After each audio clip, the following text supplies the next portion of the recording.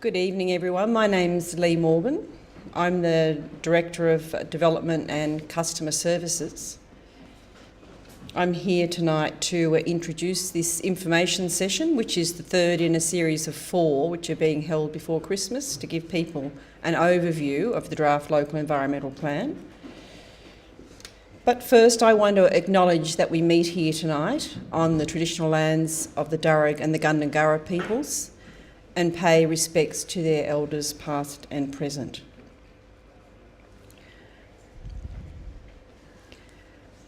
We've got a team here tonight that comes from across the organisation, but there'll be 4 speakers this evening. Andy Turner will close, he's the Manager City Planning, and then there'll be 2 senior planners from City Planning who will present several sections of the overview. But this has been a major project and continues to be a major project for the organisation, and we are working right across the organisation to do this job. That's the agenda for this evening.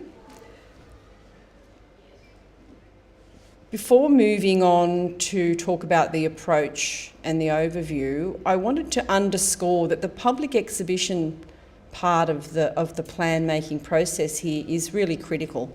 It's a large job, it's dealing with a lot of issues, and we really do look to and encourage people to make submissions. We're not assuming we've got everything right.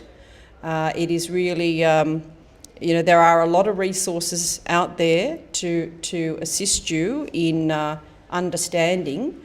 This evening is not about detailed debate, it's not about site-specific issues and questions. It is to try and help give you an introduction and an overview, and it's focused on the themes for rural development in the city, and it'll touch on related issues. The presentations will be recorded or are being recorded, and they'll be on our website for viewing. That should occur within 48 hours, and the PowerPoint presentation will be up there as well. You'll be directed in a bit more detail to some of the other resources to assist, and the ways in which you can get more information about the plan and how it affects your property. Just very briefly, we've got 3 major local environmental plans over the city. Only LEP 1991, which is the year it's gazetted, and LEP 2005 cover substantial areas of the city. LEP 2005 in many ways sprung out of LEP 1991 as it relates to environmental protection and heritage outcomes, but LEP 1991 was first introduced in the urban bushland interface and in the rural areas. And those of you with rural properties will be somewhat familiar with LEP 1991, warts and all. The council, after doing LEP 2005, which was a much more detailed mapping exercise, and it also addressed the urban areas, so it addressed different issues, was set to go back and update LEP 1991 and consolidate it into LEP 2005. But in 2006, just after the council had finished a very big exercise with LEP 2005, the state government gazetted a new standard instrument order. And for a while they were happy with or content with council continuing on their approach of updating LEP 1991 and incorporating it into LEP 2005. But a little over 12 months ago, the council got a direction that we must go straight to the standard instrument order.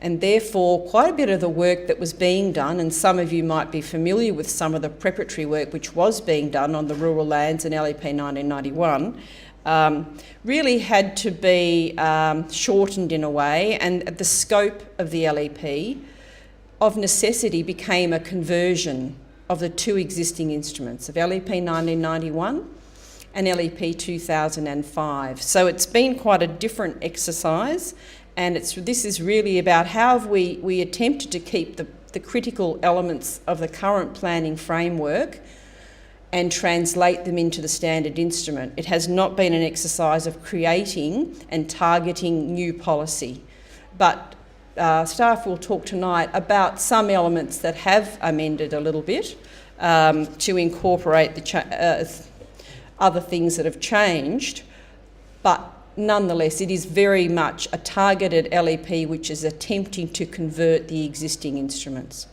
But first of all, what does that look like? How do we go about converting existing instruments?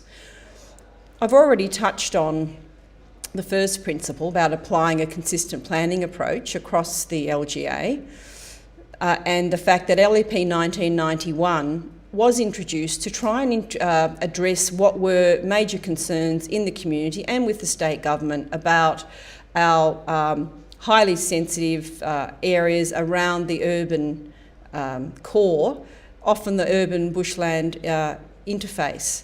And that's what LEP 1991 targeted. It tried to ensure that development was concentrated in existing village areas and to strike an appropriate balance between environmental protection and development that was appropriate and within the capacity of the constraints of the land. So we've done a lot more detailed mapping in LEP 1991 areas, consistent with the LEP 2005 approach. And that's now been overlaid and applied to LEP 1991. In terms of Principle 2, we have tried to use the standard instrument format where we can, because the government's objective is to try and have a more consistent, streamlined and standardised approach across the state, and so assist everybody to understand and apply planning instruments. And we've been able to do, there are quite a few clauses, particularly those in LEP 2005, which have got close to a direct equivalent, as are some of the what we call definitions of land use terms and dictionary, and we'll talk about that in some of the other presentations. But unfortunately, it is the case that there are things that can't be directly converted over. And wherever possible, we've tried to say, well, we'll take a best fit approach. So what's the closest, what's the way that we can achieve the same planning outcomes, but we might use different tools and techniques to do it. So for example, in LEP 1991, it uses a limitation on subdivision, which says no subdivision designation or a consolidation designation. Neither of those designations over land, excuse me, are available in the standard instrument. So we've taken an approach of using minimum lot areas or lot averaging to achieve the same sort of outcome. And there will be some discussion about that this evening, because in terms of how that's been applied in the rural areas in particular. And lastly, there is some new policy that is being introduced, but it is modest and it generally springs from either an external driven change that we need to reflect in our plan, or it may have been some policy work that was started and had some public visibility and or is fairly modest and really well aligned with the objectives that already exist in many ways. So you will hear a bit more about that as it relates to rural land this evening.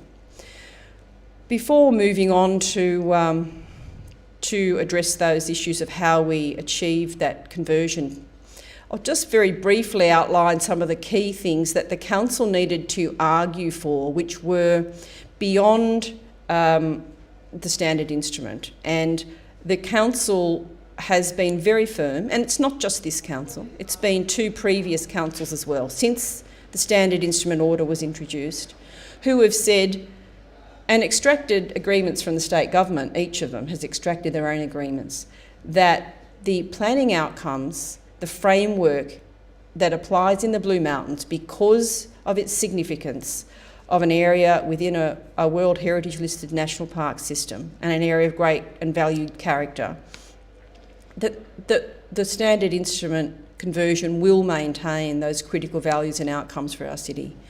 So I won't go into these in any great detail, because the most critical ones from your point of view in the rural areas you'll be hearing more about tonight.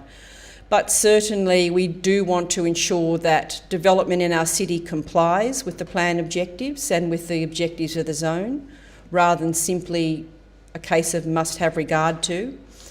The schedule of significant vegetation communities, rather than just the mapping of vegetation communities, is an important thing we want to maintain, because although a lot of good work has been done on mapping significant vegetation communities and verification of that work, it is the case that we've got a very detailed and fine-grained landscape, and it's not possible to map every occurrence of significant vegetation communities.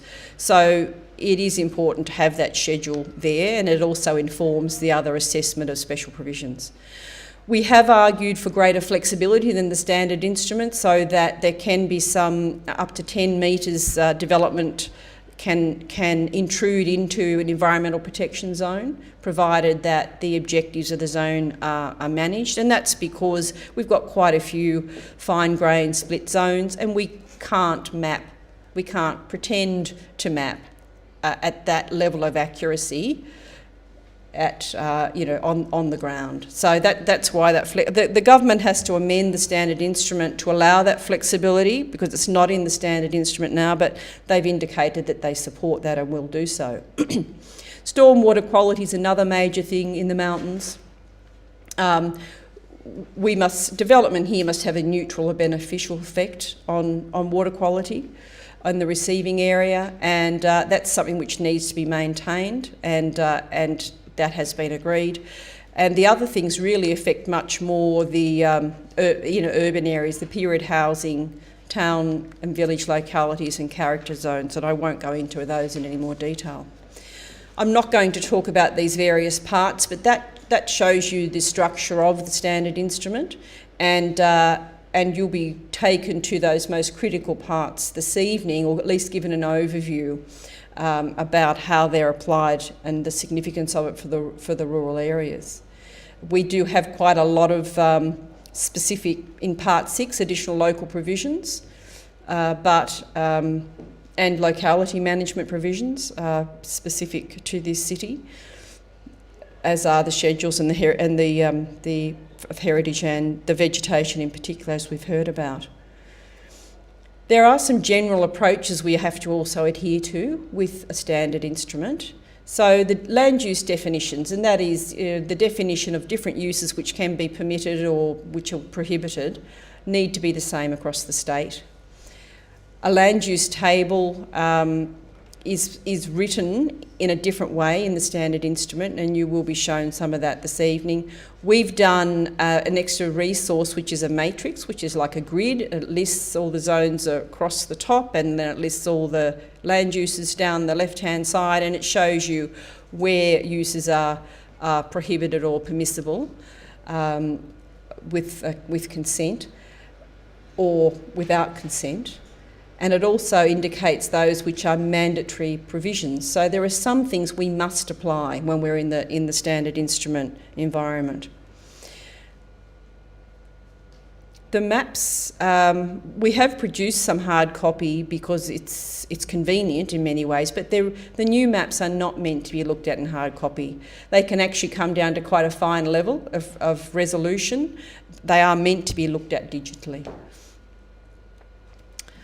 That's just a layout showing, when you're looking at the written instrument, how you can identify which provisions are compulsory or mandatory, and we've had to apply them, and those are the provisions in the black. The provisions in the red are optional, but they've been settled clauses or they've been used elsewhere, and they like us to use those optional extras where they've been settled. And then you'll see green. And there, in particular, the example that's up shows you what the land use table looks like, and it shows the objectives of a zone. And you'll see the green there. We've added our zone objectives for each of the zones, and the green shows our local provisions. Once again, I won't talk about this in any detail because the relevant parts will be spoken about in some more detail, but you can see there we've had to select from the palette of agreed zones that the standard instrument contains, and that shows a conversion table for the current zone under LEP 1991 or under LEP 2005, and the zones that are seen to be equivalent under the standard instrument.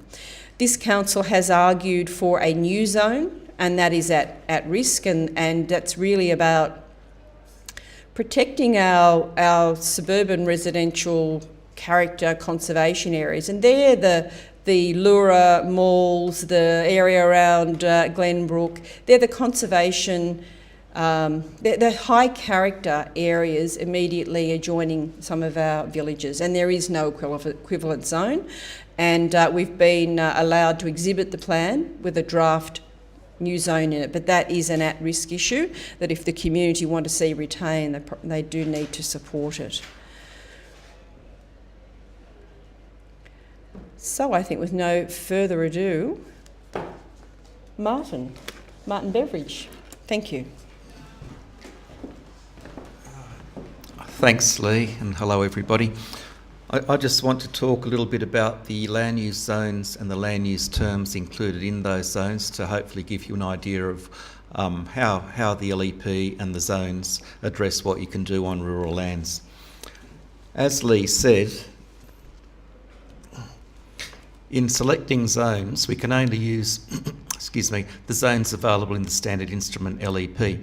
So presently in Council's 3 planning instruments, there's a couple of rural zones. For example, in LEP4, there's a small amount of rural zone land up at Mount York. It's not very extensive. There's none at all in LEP 2005, which is what you might expect because that addresses mainly the urban areas.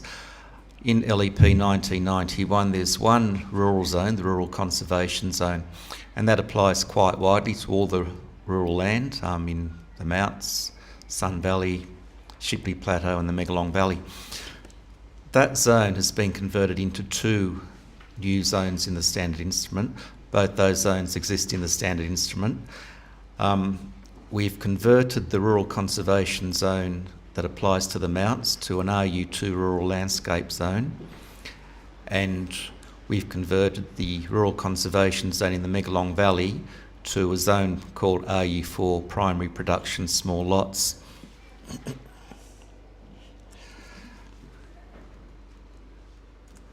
The reason we've introduced another zone is, although there's only one rural zone at the moment, there's a clause in LEP 1991, clause 9.4, and that acts as a subzone as it applies to the areas around the Mounts and Sun Valley.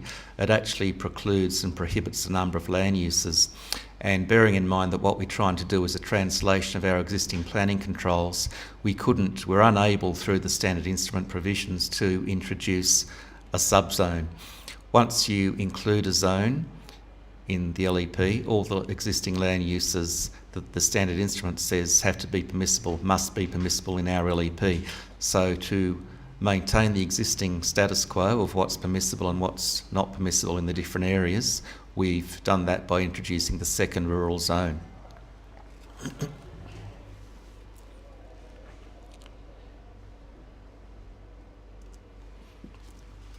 I should, before I go much further, just point out to you that we have prepared a very detailed fact sheet on the rural zones. It's available over there, and I do encourage you to take a copy and read it in detail if you're interested, but it's quite detailed and includes most information about the rural areas. For example, it talks about definitions, the main definition of agricultural uses, explains what new uses have been introduced. It talks in some detail about the 2 zones, and just to clarify again, the RU2 zone is to apply to existing commercial agricultural lands in the Mounts, Sun Valley and Shipley Plateau, and that allows the existing uses to continue as they are, as far as we've been able to.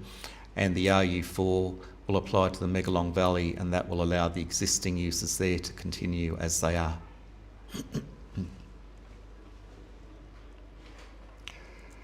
To help, I don't know if it's clear and if you can read that, but the way the fact sheet is set out, it does a fairly detailed comparison of what uses are permitted with consent in the existing zones and what uses are now permitted with consent in the new zones.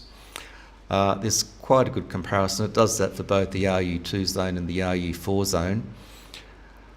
And we think we've translated all the existing uses pretty well, but we do encourage people just to have a close look at that. And just if you think there's anything we've missed, please let us know.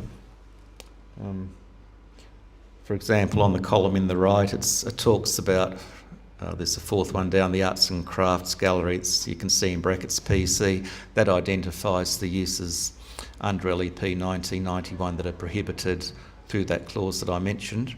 So it goes into some detail to identify what uses can and can't occur. And it does that for the RU4 zone as well.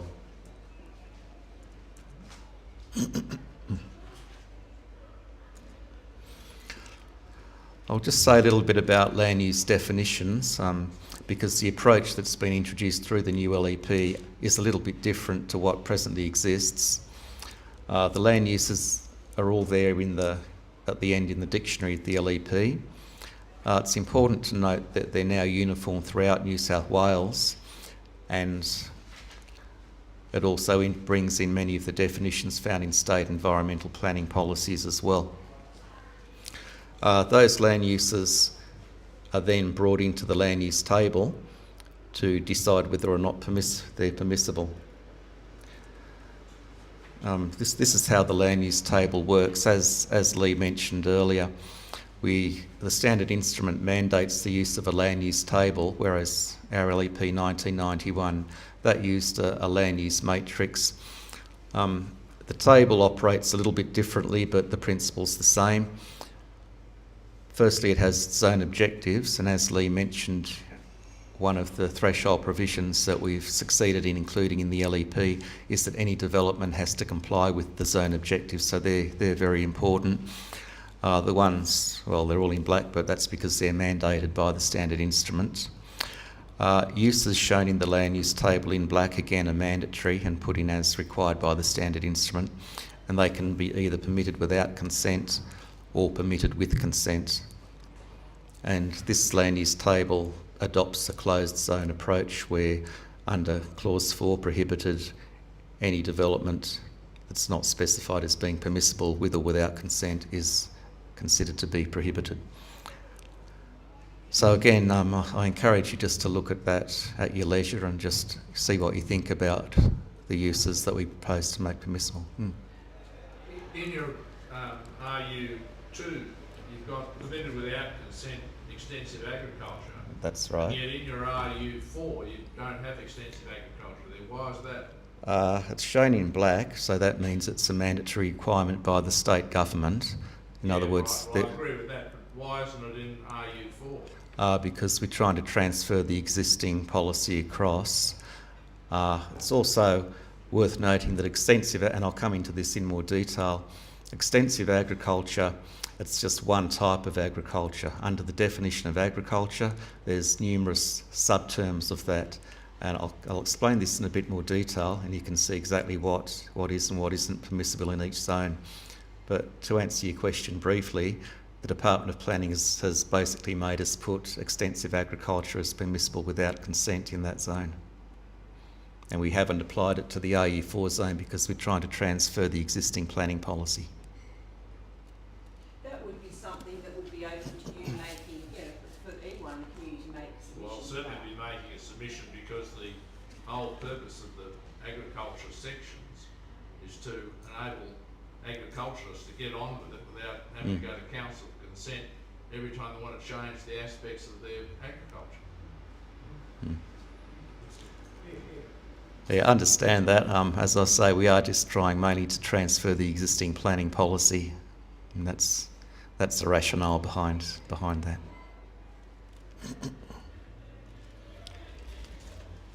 All right, so just going on to say a little bit more about the land use terms. The land use terms in LEPs 491 and 2005, they vary quite a bit. There's close to 30 years difference in the time where those three LEPs were prepared. They address different issues, they apply to different areas, so it's not unsurprising they're not very standardised. A lot of definitions are quite specific to the Blue Mountains. For example, there's definitions like holiday cabins, keeping of hoofed animals, things like that. And they have been updated through the definitions included in the new LEP. As was mentioned, those definitions apply statewide, so that the definitions in the Blue Mountains are the same as the definitions in Parkes or Byron or any other council area.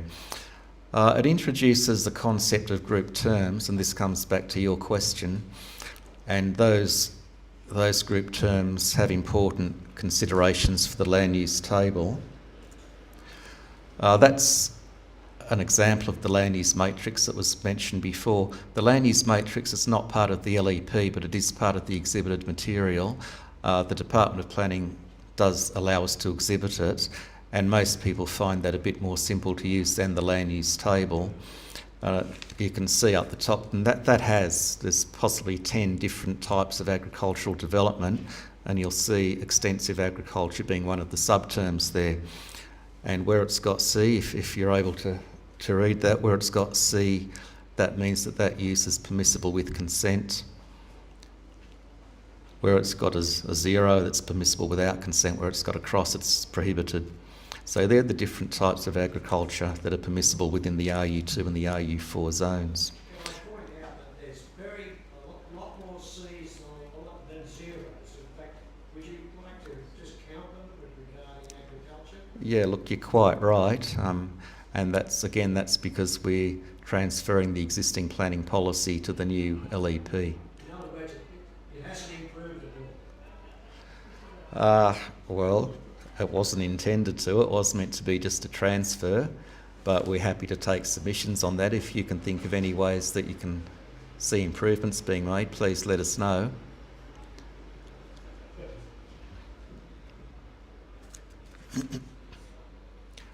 Just coming back to how the group terms work though.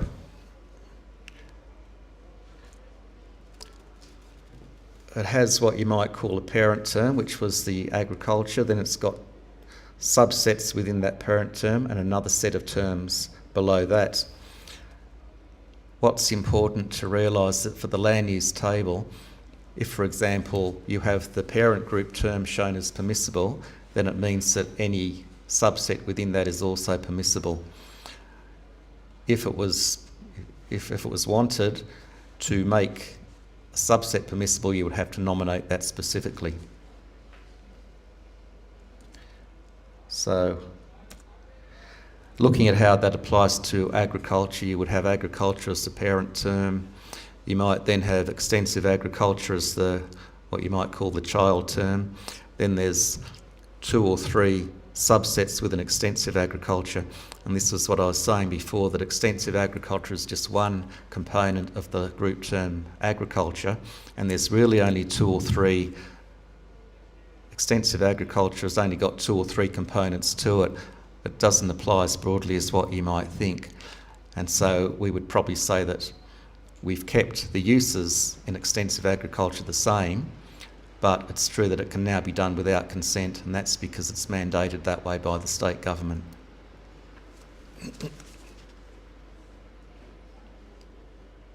So again, that just shows the different components of the parent term agriculture. You've got extensive livestock agriculture, which again is defined to include feedlots, dairies, and other components as well.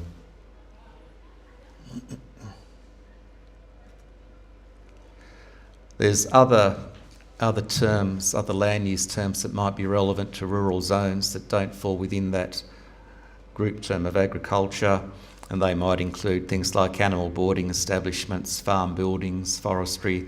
They tend to stand alone. They're not encompassed by that group term of agriculture.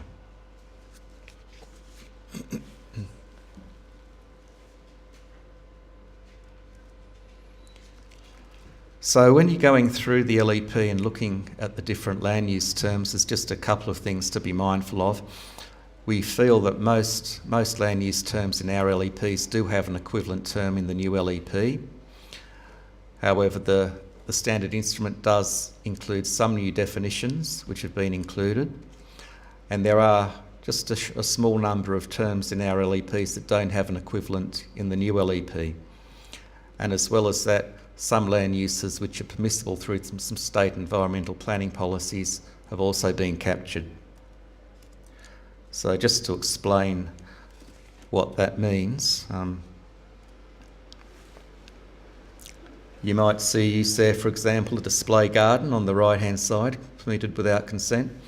That's one example of a use that exists in our LEPs, but it doesn't have an equivalent under the new LEP.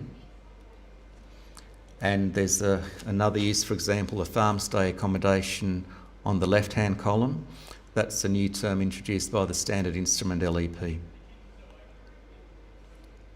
You might notice that there's quite a few less terms on the left-hand side. I would say that's because of the fact that the group terms envelop a lot of those terms on the right-hand side.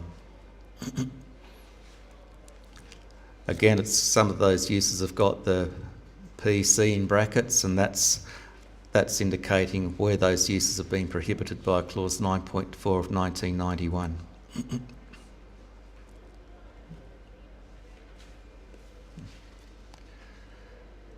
So that was really all I had to say about the rural zones and the new land use terms. Has anyone got any further questions, or will be available afterwards to speak to if you want as well?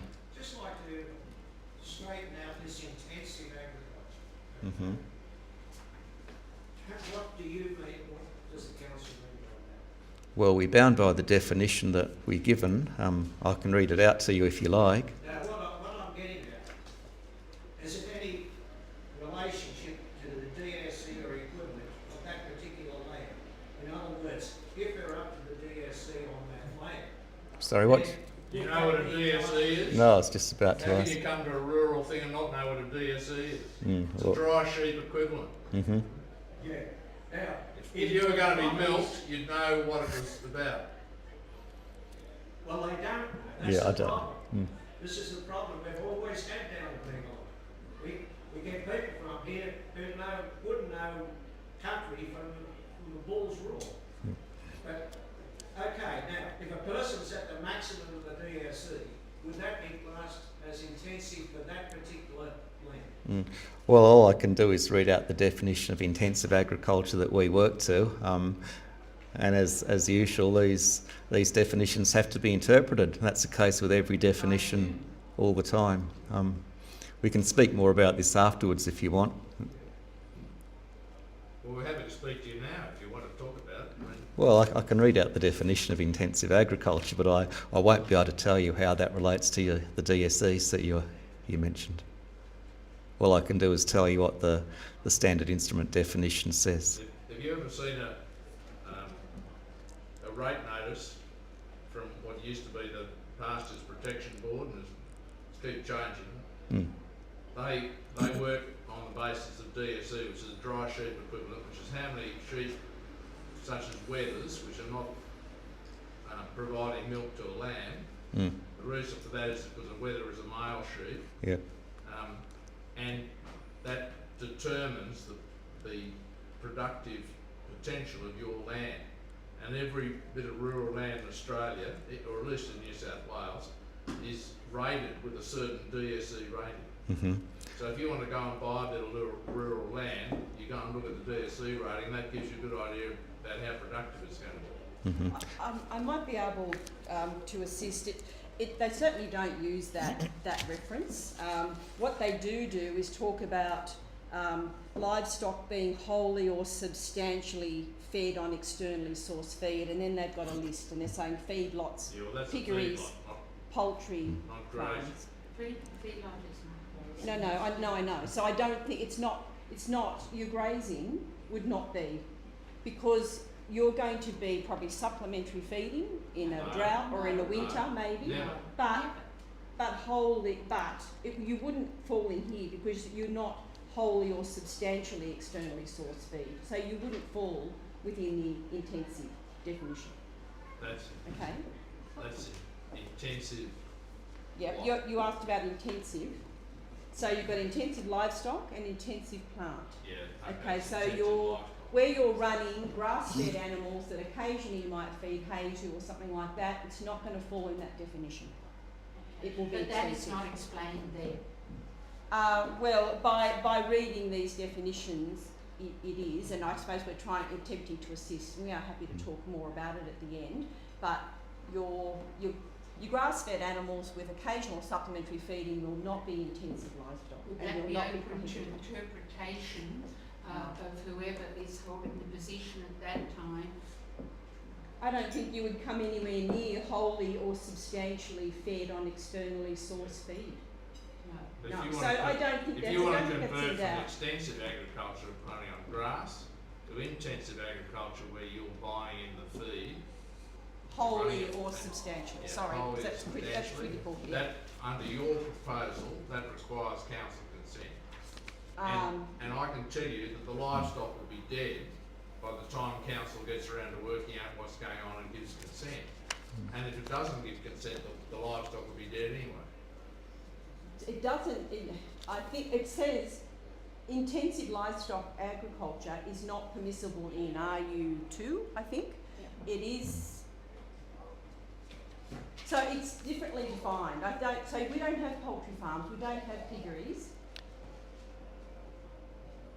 That's Michelle's just checking there in the terms obvious of to us from the Megalon Valley that Yeah. we don't have No, that. that's Mm. But the Are you point talking is, about you want to have it? no, we're pointing out that if it suddenly changes, like when you have a 10-year drought, we have to come and get permission No, to no. change it. Not for drought feeding. It's talking about something which is structured entirely around intensive agriculture, that is set up for that purpose.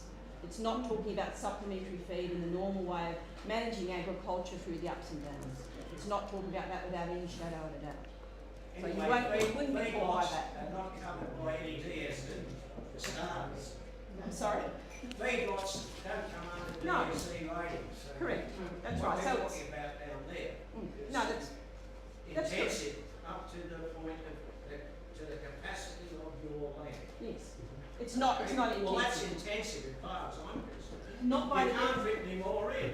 not by the definition of this. You're okay. You're not caught by it. I'm going to hand over to Michelle now, who's going to do the next 2 or 3 sections.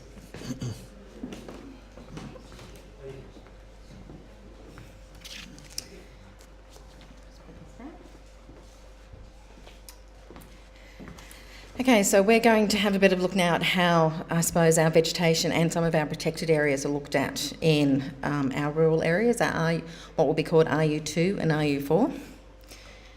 Now, to just give you an idea, this is taken from a presentation that was given earlier last week on environment and heritage. As Lee mentioned earlier, these things have been videotaped and the PowerPoint presentations are up, but I've taken a selection out just to talk a bit more targeted to things that should be of interest to yourselves in the RU2 and RU4 zones. So the things here is we're looking at existing environmental policy, so bearing in mind that Lee talked through our key principles before, one being to have the same planning approach across the local government area, so across the Blue Mountains, and then also the principle where we're trying to translate as much as possible. Bearing in mind, submissions are gratefully received and actively sought for at this point, as it applies to your land and when you look at what we're proposing. So how existing environmental policy from our existing LEPs is being brought into the draft instrument, and I'm going to focus on 2 areas here, is protected areas and schedule of significant vegetation. Now, I don't anticipate anyone will want to have a look at that or in much detail. You can come see me afterwards, of course. This is setting out on the left-hand side how protected areas are dealt with under LEP 1991, which currently contains rural conservation and bushland conservation. And also the second half, the bottom half of that slide, is looking at protected areas and how they're mapped under LEP 2005. So once again, this is how we approach that, having the same planning approach across the Blue Mountains. So just to take you on a bit further, some of the protected areas in LEP 1991, you won't see an equivalent in the draft instrument, and that's because they're covered by other planning legislation. Now, the state government, with their standard instrument approach, has made it quite clear that they would like to see non-duplication of things like water supply catchment, other planning legislation that calls these things up. You'll be familiar with, I'm sure, how the protected area environmental constraint area applies in LEP 1991. Now, obviously, you're aware that that actually includes both slope and vegetation together in the one hatched layer as it appears currently in LEP 1991. What is happening under the new draft instrument is we have taken the opportunity to take those apart to look at slope by itself and also to look at vegetation by itself. And this is also based upon similar approaches taken in LEP 2005. And just to give you an idea of some of the differences you will see is when it was mapped back leading into LEP 1991 with environmental constraint area, slope that was picked up there was primarily greater than 33% and above slopes. What is picked up under protected area slope constraint in LEP 2005 and continued into the draft LEP is slopes greater than 20%. So you can see straight away that you will begin to see a bit of a difference in some of these areas. Same with vegetation. Back when the mapping was done, leading into LEP 1991, the mapping, and by that I mean like the hatched area that's officially on the planning maps, pretty much was only picking up about 5 existing ecological and vegetation communities at the time. And obviously we're aware that we've got a schedule of significant vegetation that's called up by LEP 1991. So while the mapping, the hatched area is as shown on the maps in LEP 1991, the schedule of significant vegetation has been called up by LEP 1991 since that other alternate mapping's been available. And I'll talk a bit more about the vegetation mapping that's been done.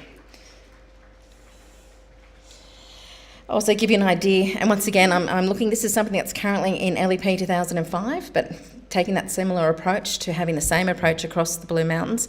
Ecological buffer area is currently mapped, if anyone's familiar with LEP 2005 at the top of the plains.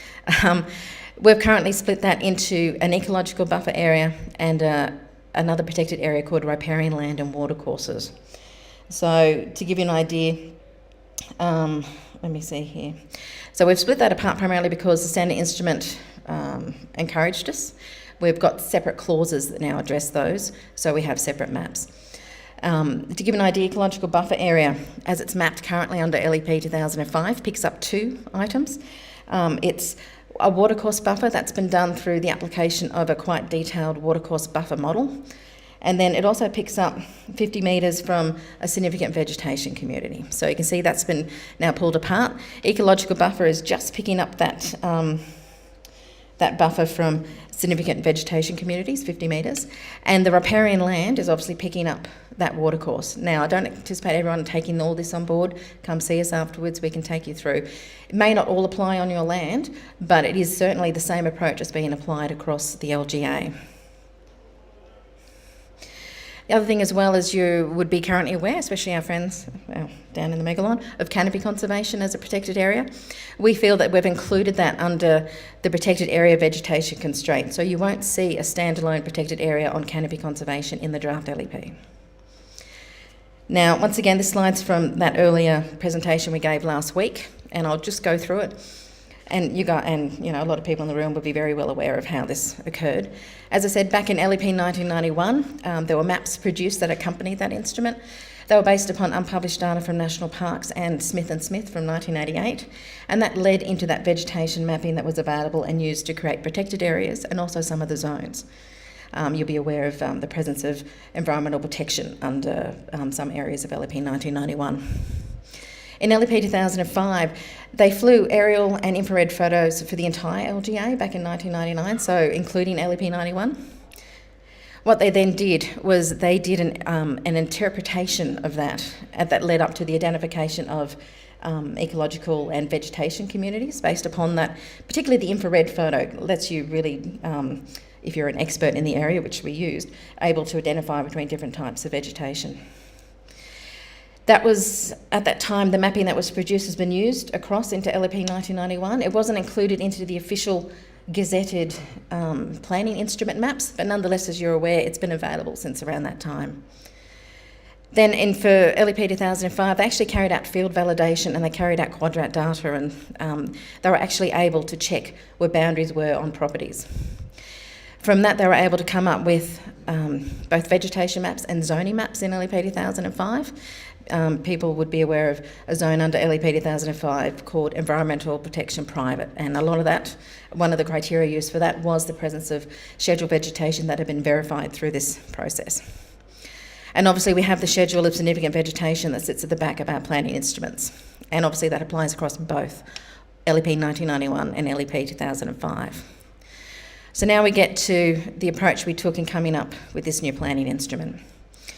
So what we had here was we knew that they'd carried out field validation for LEP 2005, so we decided that obviously we needed to, in the course of applying that Principle 1, coming up with the same approach across the Blue Mountains. So we validated a lot of land in LEP 1991, sent teams of people out there to have a look. They went out with some pretty impressive data, GPS locators and so forth. And from that, we were able to produce quite good detailed vegetation maps that once again were used to create or go into zoning maps, but also into protected area mapping. And as Lee mentioned earlier, one of the things we really engaged with the state government on, the Department of Planning, was to ensure that schedule of significant vegetation is carried across. Once again, that principle of having the same approach across the mountains, and also that principle of having a translation of as much of our existing planning controls as possible. Now, I've got to mention there fact sheet 29, that also will be over there. You can take that away and have a bit of a look. Now, to zero in on what this actually means on the ground. At the moment, we're not proposing any new E2, so that's Environmental Conservation Zone. So that's essentially your environmental protection equivalent under LEP 1991, or if you were in 05, Environmental Protection Private. We're not proposing any new environmental protection zoning over RU2 or RU4 lands. However, and as you will have seen from what I've talked about, you will most likely see an increase in protected area mapping, but it's not zoning mapping. So that gives you an idea of the protected area maps that may apply to your particular property. So things like slope constraint we talked about, or actually no, I can quickly talk about it now. I think I did talk about it, where it's picking up greater than 20% slopes. Landslide risk, for those in the mounts, you'd be aware that there's been a landslip policy there since the 1980s, reflective of the basalt soils up there being a particular concern. We've taken the opportunity to roll that into our draft LEP mapping so that it's there, so you can see it straight away. Vegetation constraint is essentially those areas of significant vegetation that we've mapped through those aerial photo interpretations that we haven't verified.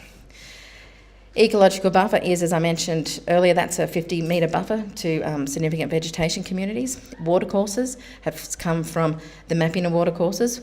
Once again, this is coming from a published layer that comes through the state government. I'm aware that it may not correlate to what's exactly on people's properties, but we are pretty much constrained to use the mapping layer that is, I suppose, used by the majority, and in fact all councils across the state. If there's other better data available, we can certainly begin to roll that in. But at this point in time, we've used the best data that we've got available. Riparian land, that's that watercourse buffer model. People obviously here will be familiar with the Office of Water and their constraints on 40 metres from a watercourse controls. You'll also find that a little bit in the LEP as well. But what we've done with our buffer is we've come up with a more sophisticated approach. So it's not just a stock standard 40 metres. It can actually come in if the conditions are right in terms of slope and soil. But it can also get a little bit wider from the 40 metres, once again because of the particular soil and slope conditions there. You will still find escarpment for those who are on top of the escarpment. And also land between towns has been carried across into the new draft instrument. Now, I will say there will be some new environmental protection E2, or environmental protection under the old LEP 1991, but E2 environmental conservation under the draft, over some E3 land. That's our bushland conservation land. But generally, and you'd appreciate that from the quality of the mapping that we've used, it's generally recognising land that's slopes that has vegetation. So it's land that's already quite constrained already in terms of what is already there. So I'm going to move now on to a subdivision study that was done for this instrument. Now, generally, there was a general approach taken to a variety of background studies. Oh, sorry. Before we leave the vegetation, yep. Would you agree with the premise that the Council's policy in relation to vegetation is based on the understanding that eucalypt plants are fragile and endangered? I rely upon the advice that we're given through our specialists in this area. I will freely admit I'm not a vegetation specialist. We do have 31 what we call significant vegetation communities. Some of those, I believe, as you pointed out, are eucalypt. Not all of them are. Obviously, we've got our swamps, our heathlands and so forth. So there are some, but certainly it's the 31 that are currently listed that are the ones that are used throughout this mapping, and also in the application of, as I said, not necessarily across our rural lands, but across other lands in the city that are used for the application of an environmental conservation zone. The answers are the yes or no, I think. What is it? I think there are many, many eucalypt species. We've identified within those 31 the ones that are significant for this area. So I think your comment was addressing eucalypt species in general. There are many, many. So we've identified as part of those 31 those species that are seen as to be significant for the Blue Mountains. I think what Rose is getting Yeah. at, Michelle, is that you seem to think there's an awful lot of terrible things going to happen environmentally. And we don't know what they are because we've never seen them. And you just said that you're relying on the advice of, what did you say, the expert or something? We have people within council who work on vegetation protection and vegetation conservation and vegetation controls. You're familiar with a number of them. They are the people that we have been trying to talk to for how many years? And we can't talk to them, see? You come out and you say what you've got to say, and as soon as you get a question, oh, well, they're telling us this, and they're the experts. We maintain they are not the experts.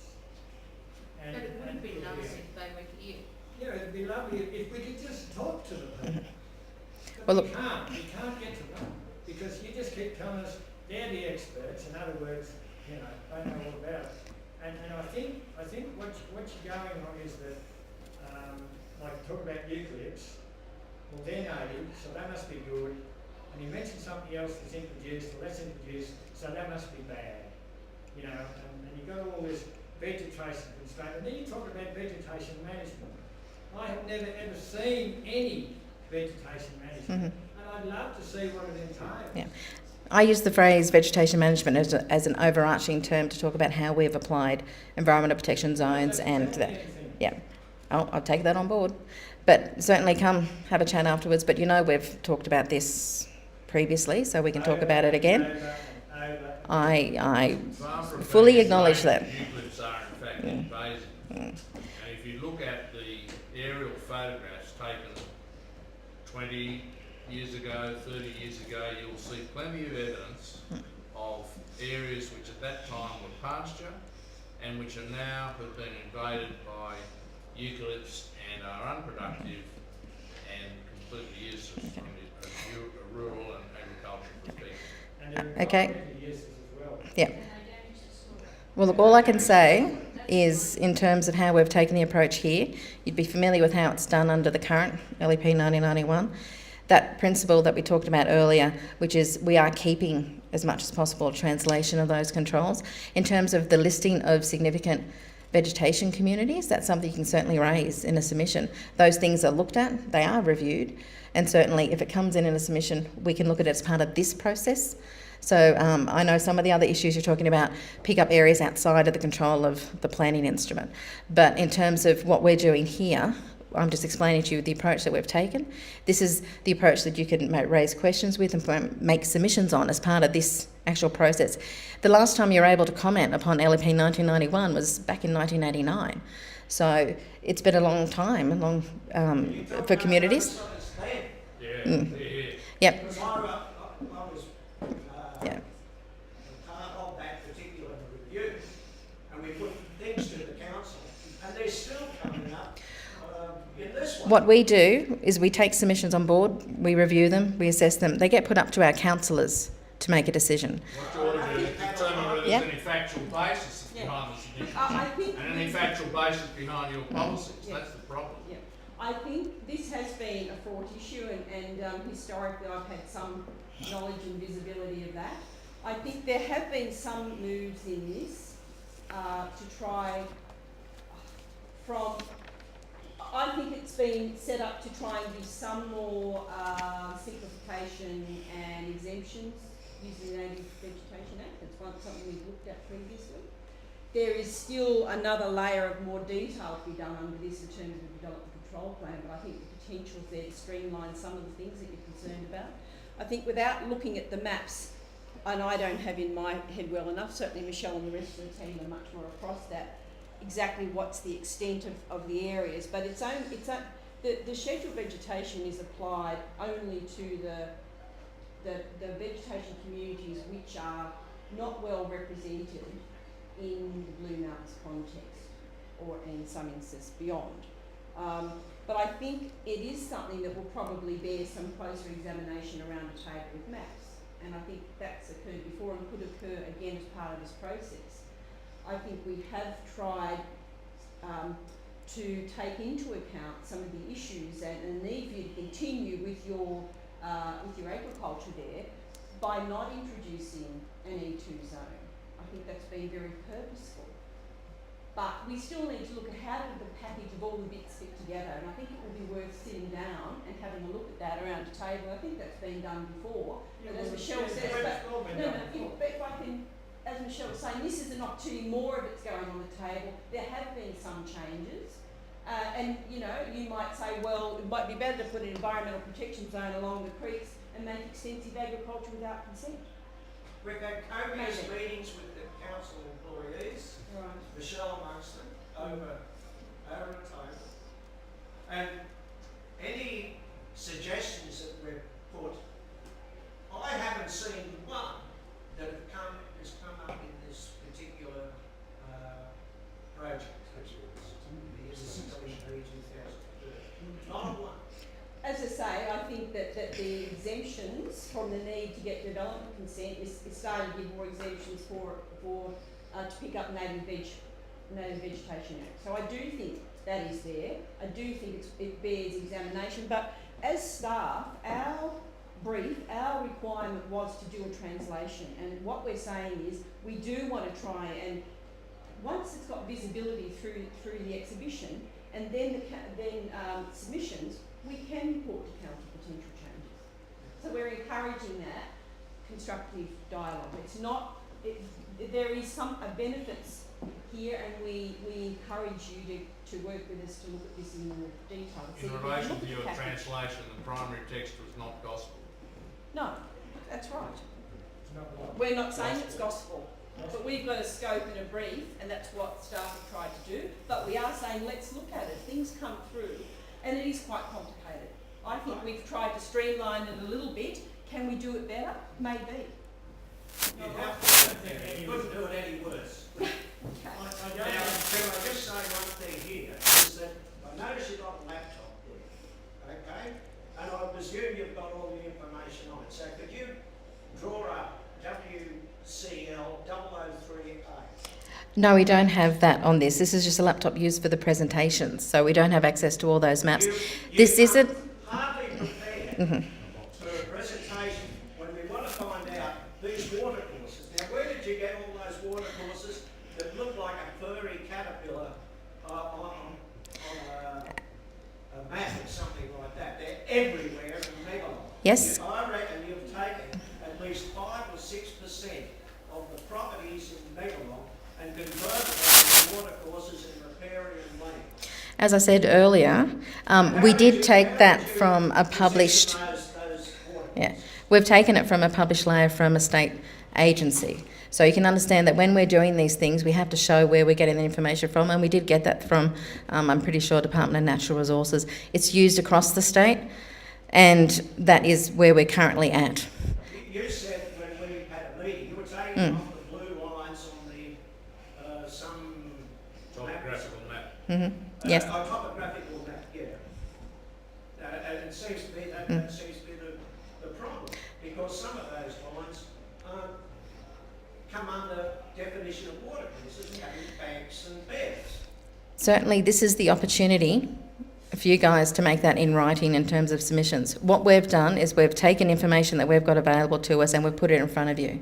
So that's essentially what we're doing, is we're letting you know the cards are on the table. You can see what we're proposing. Everything we're proposing is on the table. Everything is up for discussion. I know it's on the table. You Yep. mentioned, and it went very quickly, 40 metres on either side of the bank of a Yep. water course, which is 4.5 times the width of this particular room that we're sitting in, is now going to be in protected areas. Yes, but that is because That's not in any of the previous LEPs. it is, if I can take an opportunity, it is in LEP 2005. It's been used there. So what we've done is, with that principle of applying the same approach across the whole of the Blue Mountains, is we've applied that same approach across the whole of the Blue Mountains. Office of Water, as you know, brings up that 40 metres. That's a state control. So once again, just bear in mind, and when you are commenting, in terms of where we looked at earlier with the instrument, what's in black is mandated by the state government. What's in red is something we've brought in that can be commented on, and what's in green is we've brought across from our own existing planning instruments. There are some things, bear in mind, where we sit within the whole range of planning controls, we do sit underneath a whole suite of state legislation. So that's exactly where we fit. So some of that legislation that has to be brought in by the state government has mandated that as part of the standard instrument. It seems to me to be terribly selective as regarding the rural land, and yet if you had brought it, of course, 2002 GA, which is Yeah. around rural. As Lee said earlier, we do Some have... of the water courses there don't have anything like that. There's no restrictions at all. How come As we said earlier, restrictions on rural land yes. and no restrictions on urban land, or very few? What we've done is we have taken the same approach, which we can drill in and have a look at that. But this is more for a general overview of how this instrument is proposed to work. The time for site-specific questions is at a later stage. Afterwards here, we can begin to see some of the maps, but we've already indicated the hard copies of the maps aren't the best way to interrogate this information. The best way to do that is to either engage across the internet, give us a call, or come in and see it in person, or as Lee suggested, we can have a meeting and discuss these issues thoroughly. Yes? This isn't a site Yeah. specific, so I hope it's not a distraction. I was a little bit unclear about how the state legislation relates to the LEP. In that earlier on this evening you said, well, for example, water catchments weren't included in the LEP because there's other legislation that deals with it. So I wasn't clear about how, in terms of the vegetation management, obviously there are exemptions already under native vegetation legislation. How do you take that into account in the LEP in terms of, those land use definitions don't necessarily relate strictly to the Native Vegetation Act. So how do you juggle those things in what you put in the LEP? As another piece of state legislation, it sits above us, alongside us in some cases, and that the general rule from the state government is not to include duplication of controls, so it does sit outside. So as I said, it's a state government approach. Yeah. I did find that confusing when you first said that at one of the info sessions, because elsewhere I thought I had heard that the idea was that you'd be able to look at one document that, so you didn't have to go and look at all that other state planning policy and state legislation separately. And yet it seems like we've actually gone the opposite direction to what I originally thought. Yeah, that's the ultimate aim of the state government, is they want to have what they call essentially an e-portal available at some point in the future, not now, to which our standard instrument will be one port, and then other areas, Office of Water, Native Vegetation Act, the idea being that at some point in the future through this e-portal, and I couldn't even begin to put a number on it, as in terms of years when they're expecting it to be done, is the idea that you should be able to put in your property address and you should be able to see at one glance all the various controls, state and local, through the local environmental plans that apply to a piece of property. But it's certainly, they're preparing for it, but they're certainly not there yet. Anyone who's used the 6 viewer from the department knows they're partly there, but they're certainly not in a stage to say that that's something that I don't think is even around the corner. I think it's a long way in future. We talked earlier about the mapping being done and meant to be interrogated digitally. That's part of that approach. They want everything to be available digitally. They want people not to look at hard copies of any kind, basically, and they want you to be able to look at it through the internet, put in your search and see it. If you want to see an idea of what it kind of looks like, Victoria's got something similar, but that's, I think, where the state government's wanting to go. So that's why the maps, we are stressing They're not really meant to be interrogated at a hard copy. You can zoom in and print out. We're not saying you can't print from them, but as they are currently in the bound copies over there, they're not at the best scale. Megalong is at 1 to 80,000, essentially. That's not the best scale to identify individual properties, see where your boundaries are between various protected areas. So the idea is that you zoom in and then you print out from them, and that's very much the state government approach. So, as I said, we are responding to a state government direction to both do the standard instrument and also to move along this path towards e-planning, e-portal. I think the names change according to which state agency or government is leading the charge on it. I'm going to briefly touch on subdivision study that we did as part of this work as well. I said here we've got a range of background studies. Subdivision is one of them. We'll also talk about the rural lands. A lot of people around this room, I think, came along to our community consultation as part of that.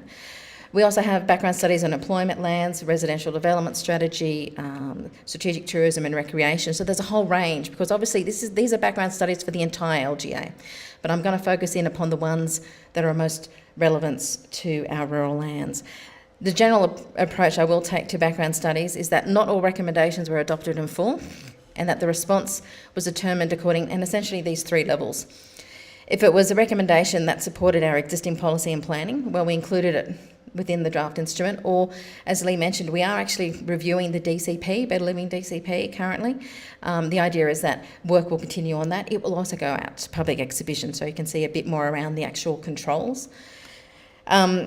In terms of if it was significant policy change, well, we said, look, we know that there's future planning work coming up. For those who've been paying attention to the wider planning reforms, the Minister of Planning's got a brand new planning act that he put up to the lower house, went up, upper house came down with a few changes, too many for the Minister to enjoy. So we know, though, that there's a new planning act out there. It will completely replace, remove, obliterate the Environmental Planning and Assessment Act. So we also know that that is coming in our future as well. And that there's a really much an approach as part of that to really have a look at a strategic overview. Sometimes the recommendations were outside what we can actually do in a planning instrument, so we've noted those for further follow-up.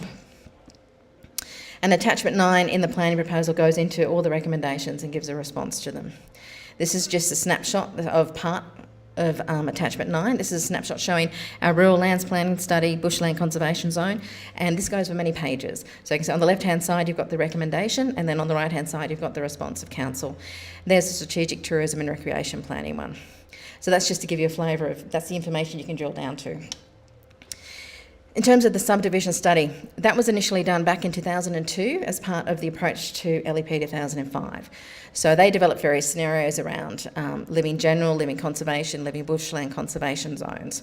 Now what we did was we said, okay, this was the approach taken, bearing in mind, as we've said throughout, principle 1 is to come up with the same approach, the same planning approach across the mountains.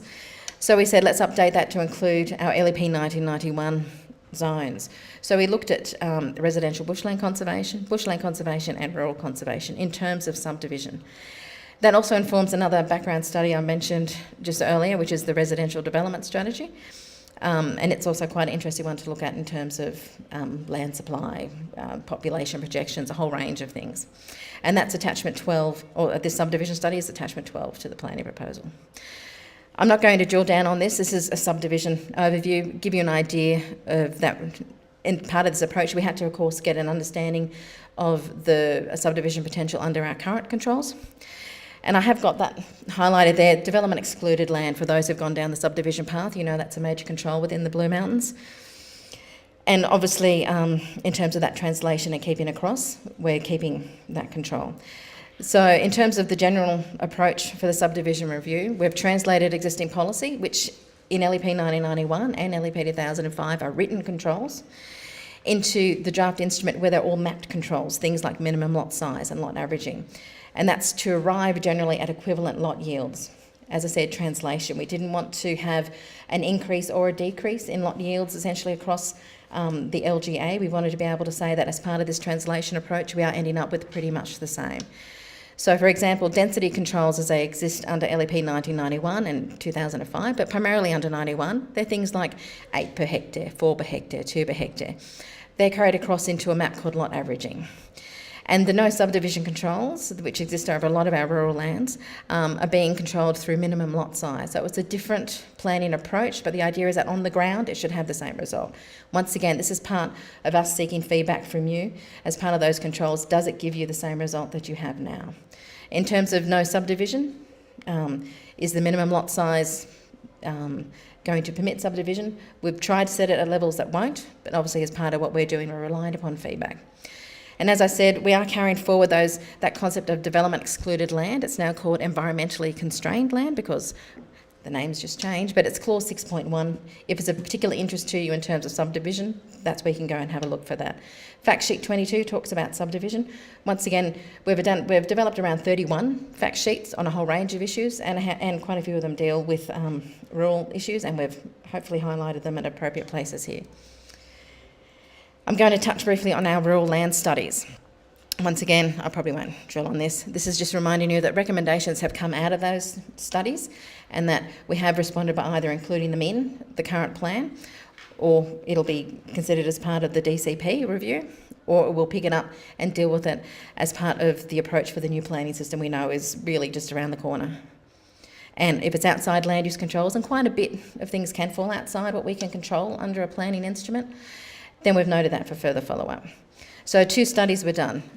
Obviously, we had initially the approach of one, so rural lands planning study, and was looking at both bushland conservation and rural conservation. We split that up into 2 separate studies, one dealing with bushland conservation and the other with rural conservation. And I'll just quickly flip and see. Yeah, and obviously as part of both of these studies, there was targeted community consultation carried out, at which we came along and we talked about a variety of issues. This is just an overview. There are quite large documents. For those who have begun to have a look already, you know they're probably the biggest documents we've got in our planning proposal.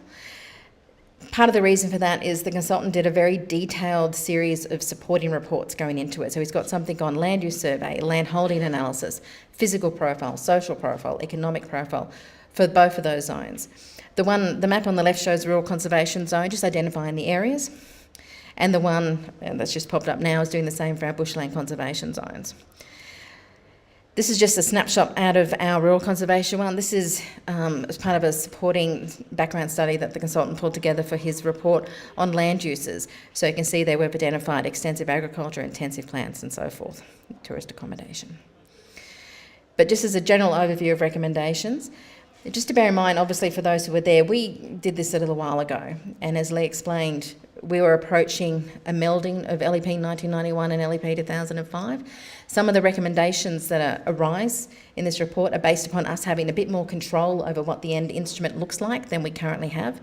So some of those recommendations we're unable to take forward because we actually have to put it into the standard instrument format. For example, there have been, when you read through those recommendations, there are some specific ones around mapping, but basically that's been superseded because we actually need to meet the standard instrument via our draft, their mapping requirements, and they're quite detailed. We don't have a lot of latitude in some of the mapping. But as a general overview, the majority of the recommendations out of the rural land studies were for maintaining the status quo in terms of land use controls, zoning and so forth. So we believe that we've made a good effort to keep that through the process of translation of existing controls and that best fit approach that Lee mentioned as well. When we talked earlier in subdivision, we've got different controls for subdivision under LEP 1991. We can't have them in the standard instrument. So we've tried to achieve the same results on the ground using the planning controls that we actually have. And attachment 9, as I mentioned before, sort of goes into all those recommendations. So I'll probably pause here and hand over to Andy. I'll be available at the back of the room for questions afterwards. So please feel free to come around and talk to myself. And as I said, I'd like to reiterate, it's probably appropriate to have meetings with people, especially those who are unable to access some of this information online. We know that's not always possible for people. Come in, make a time that suits you, that suits us, but hopefully suits you, Mel, and then we can sit down and go through the implications for individual properties. And for those with an interest across the megalong, we can begin to delve down into what some of those wider issues are there as well. Thank you. Thanks, Michelle. Given the time, I'm probably just going to skip through the public exhibition process really quickly so that we can have a bit of time at the back of the room and just take on board some of those comments. As was said at the front, we've entered this process. Excuse Apologies. me, what's your name? I'm Andy Turner. I'm manager of city planning. Okay. Well, we entered this process about July 2012 when council was instructed to prepare a standard instrument-based LEP. So those studies that Michelle was mentioning previously were previously looking at a different output. So we've taken the best of those on board and converted them into what we think is a pretty good fit in terms of draft Blue Mountains LEP 2013. However, having said that, that instrument as drafted was only adopted by the council for forwarding to the Department of Planning in September. We received our gateway determination on the 1st of November this year, and actually it was late November before we secured our extended exhibition period, so hence getting information out a little bit late in terms of postcards, media and fact sheets and the like. We do have an extended process now that runs through to the 4th of March, so there is time now to arrange further follow-up sessions, and we're very happy to do that. And I would just reiterate the comment at the bottom, we were instructed to commence this process before Christmas, so hence here now, and obviously a few people say thanks for coming out tonight, but we are very willing to organise further follow-up sessions in the new year. In terms of exhibition locations, you can find full details at libraries in Katoomba, Springwood and Blaxland. Within those libraries we've got loan copies as well if you want to have a full set. You'll see on the table at the back of the room we have one complete set. It's pretty immense. If you want a copy, it costs you in excess of $400. We've got a better way of providing that to you, and I'll talk about that shortly. I'll cover these other elements off quickly through the following slides. So we did a mail out to all residential addresses, not just ratepayers, all residential addresses across the local government area, advertising the exhibition process, but also these information sessions. So as we said, this is the third of 4. The fourth is this Thursday evening in Lawson, and that's about industrial and employment issues. There are clearly a range of ways to get involved, and we really encourage people to do that. The website's been very active, and a report a little earlier today suggested we had in excess or around 1,100 individual viewers of that website. So that's not about page views or anything, that's 1,100 individuals or separate individuals coming to our website, so we're very pleased with that. The functionality in there is very positive. We've got pretty much everything you need to know. If you're having any trouble with it, then please give us a call. We're very keen to ensure that people can understand and access that fully and get the full operation out of that. Again, Michelle cited earlier the broad array of fact sheets that we have. There's a full set at the back. There are 31. Some are very lengthy. I think the rural lands one's pretty lengthy in itself. Clearly they do contain the full range of options and considerations that council's had around this process. Again, any issues or clarifications, don't hesitate to get in touch with us. We have these drop-in sessions, so as I said before, we have one more to go this year. We'll be looking at a schedule going into the new year with maybe some more targeted session, maybe more generic drop-ins going on. The best way, I think, that you can access the full information, including the background studies we saw earlier, is we've got all of the information now on a USB. Rather than getting a wheelbarrow and carrying a whole copy away with you, the USB contains all the background studies, the instrument, the appendices, and the mapping. In relatively different forms of usability, as I say, I think the best form for the mapping is online, but in terms of seeing where those rural land studies ended, you can get yourself a copy on through the USB, and that's a really good way for you to interrogate the considerations at that time, and with the fact sheet and how we've then interpreted those issues going forward, where we've taken those provisions.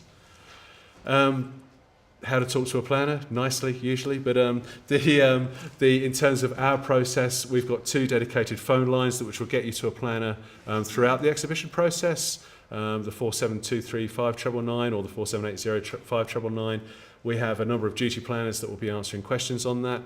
If you have more detail and specific, I do urge you to either get to one of the drop-in sessions, which are currently in Katoomba 9 till 2, just to run through your issues in detail. We might not be able to answer the question on the spot, however, we will commit to coming back to you shortly. And we'll be running further information sessions through January and February, I think, or through back end of January and early Feb. Any inquiries, any points of clarification, get on the phone or The inquiries DLEP 2013 email address is where we can then consider things in more detail. Maybe it's about riparian mapping and creek line corridors, or maybe it's about the range of agricultural uses in any given zone. It means that we can get you the best information back rather than taking notes and then trying to come back to you at a later date. So, the clearer that you can provide your questions, the better information we can get back to you. And when we get good information, and we have been doing this, we're updating the website with Q&As. So I don't know that we've had any particular ones on rural matters at the moment, but we have certainly had them on residential matters and a few other bits and pieces. So we're updating the website as and when those questions come through. Finally, the submission is the formal process point. Clearly, if you want to make a formal submission, we need that before the 4th of March. And there is, again, a separate dedicated email address for that. You can also provide that over the counter in handwriting or at any of our customer service centres. So get engaged. Clearly, we need those submissions, and if you are particularly passionate or you can see some deficiencies or points where the instrument can be improved, if we can do it within the political directive we have, and the jurisdiction of the LEP has provided, the standard instrument, then we'll certainly be considering those, and the Council will be considering submissions through April, May and June this year, we anticipate. So there'll be further public opportunity to see how we've considered those submissions and then reporting them up to Council. We currently anticipate the instrument being made, subject to any calls for public hearings or re-exhibition processes, around the September time. And that is it from us. We're going to have another 5 or 10 minutes in the room where we're happy to talk to people. Otherwise, I really encourage you to get to one of the other available drop-in sessions or how to engage a planner. Thank you very much.